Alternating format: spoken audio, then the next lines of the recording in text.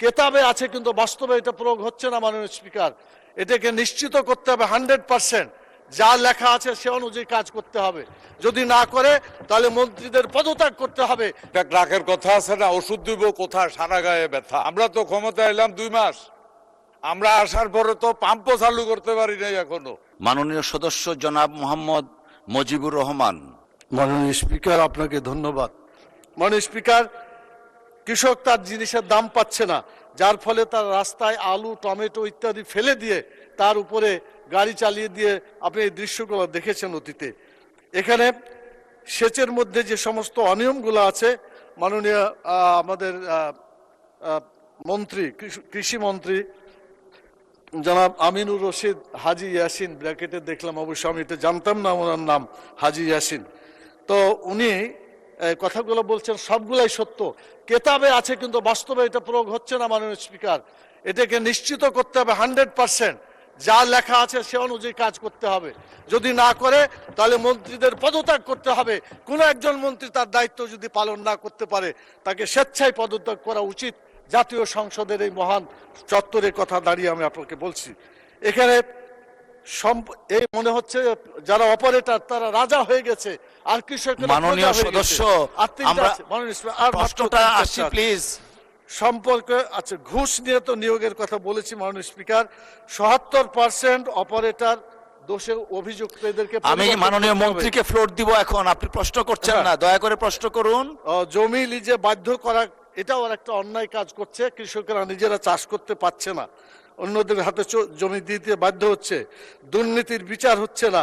আমার প্রশ্ন মাননীয় স্পিকার, এই সবগুলোকে সামনে রেখে যে এই সমস্ত ভালো কথাগুলো যেগুলা মাননীয় মন্ত্রী মহোদয় বলেছেন, এটাকে উনি বাস্তবায়ন করতে পারবেন কিনা, দ্বিতীয় মানে তার সাথে, এবং সেই সাথে সাথে বর্তমানে যে বিএমডি আছে এটা সরকার তারা নিয়ন্ত্রণ করছে বলে আমার জানা নাই।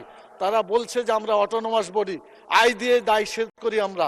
অতএব এরকম না রেখে আমি মনে করি সরকারের দায়িত্ব নেওয়া দরকার এবং বিএমডিকে একটা গ্রহণযোগ্য স্বচ্ছ একটা কর্তৃপক্ষ তৈরি করে উত্তরাঞ্চলের কৃষিতে একটা বিপ্লব আনার জন্য মাননীয় স্পিকার, মাননীয় মন্ত্রী চেষ্টা করবেন কিনা, পদক্ষেপ নেবেন কিনা, সেটাই আমার প্রশ্ন। Thank you.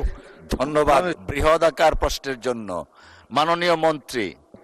মাননীয় স্পিকার, আবারও ধন্যবাদ জানাচ্ছি মাননীয় সংসদ সদস্যকে। মাননীয় সংসদ সদস্য অনেক বড় করে প্রশ্ন করেছেন, দোষ ওনারও না। একটা রাখের কথা আছে না, ওষুধ দিব কোথায়, সারা গায়ে ব্যথা। গত 17 বছরে এত বেশি দলীয়করণ করা হয়েছে। এটা আমরা তো ক্ষমতা এলাম 2 মাস, আমরা আসার পরে তো পাম্পও চালু করতে পারি নাই এখনো। সিজন আসুক না, তারপরে না পাম্প চালু হবে। কিন্তু মানে আপনারা দায়িত্ব নিয়েছেন 2 মাস, ক্ষমতা না দায়িত্ব। মাননীয় স্পিকার, আমি যতগুলি মাননীয় সংসদ সদস্য যে প্রশ্নগুলি করেছে, আমরা জানতাম এই প্রবলেমগুলি আছে এবং আমার আগের উত্তরের ভিতরে সবগুলি প্রশ্নের উত্তর দেয়া আছে। যেমন আমি অস্বীকার করি না, আমরা খুঁজে পেয়েছি যে পাম্পের যে ড্রাইভার ওটা ঘুষ দিয়ে দিত না, কিনে নিত। তবে পাম্পের ড্রাইভারের কাছে এলাকার যে জমিগুলি এটা জিম্মি থাকতো, এটা অস্বীকার করি না। আমরা ইনকোয়ারি করে পেয়েছি যেটা যে কার্ড, প্রিপেড যে কার্ড, ওই কার্ডও এর পকেট থেকে থাকতো, এই ডেলিভারি করতো।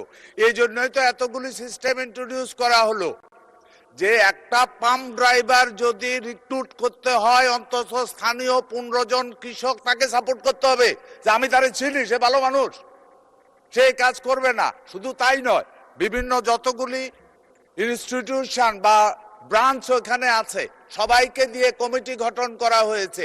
শুধু তাই নয়, তারপরেও যদি প্রমাণিত হয় ধরা এমন কোনো অন্যায় করে, তাইলে সাথে সাথে তার চাকরি যাবে, তার টাকা জরিমানা করা হবে। সবগুলি আইনে রাখা হয়েছে। মাননীয় সংসদ সদস্য, বিএনপি সেই দল যার প্রতিষ্ঠা জনাব শহীদ প্রেসিডেন্ট জিয়াউর রহমান, যিনি বাংলাদেশকে খাদ্যে স্বয়ংসম্পূর্ণ করেছিল। বিএনপি যখনই ক্ষমতায় আসবে একটা জিনিস মনে রাখতে হবে, বিএনপির প্রথম টার্গেট থাকে ৭৫% মানুষ এদেশের কৃষক, তাদের অর্থনীতিকে স্বাবলম্বী করা এবং একমাত্র লক্ষ্য দেশকে খাদ্যে স্বয়ংসম্পূর্ণ করা। মাননীয় স্পিকার, এবারের এই সরকারের লক্ষ্য শুধু খাদ্য স্বয়ংসম্পূর্ণ নয়, ইনশাআল্লাহ ইনশাআল্লাহ ইনশাআল্লাহ আগামী 2-3 বছরের মধ্যে বাংলাদেশ থেকে খাদ্যশস্য হয়তো চাল হবে না, রপ্তানি শুরু হবে। মাননীয় স্পিকার, ধন্যবাদ আপনাকে। আমি আশা করি যে প্রশ্নগুলি করেছেন, যেটা বলবো যে আমরা একটা অন্যায় পেয়েছিলাম, ওই যে টাকা মেরে দিছে, ওইটার ব্যাপারে ইনকোয়ারি করে পানিশমেন্ট হয়েছে, চাকরি চলে গেছে। এই জন্য আমি মাননীয় স্পিকার আপনার মাধ্যমে মাননীয় সংসদ সদস্যকে বলবো, অন্যায়কারী যুগে যুগে ছিল, গত 17 বছর একটু বেশি অন্যায়কারী বানানোর ফ্যাক্টরি বসে গেছিল, অটোমেটিক বাইরিত অন্যায়কারী।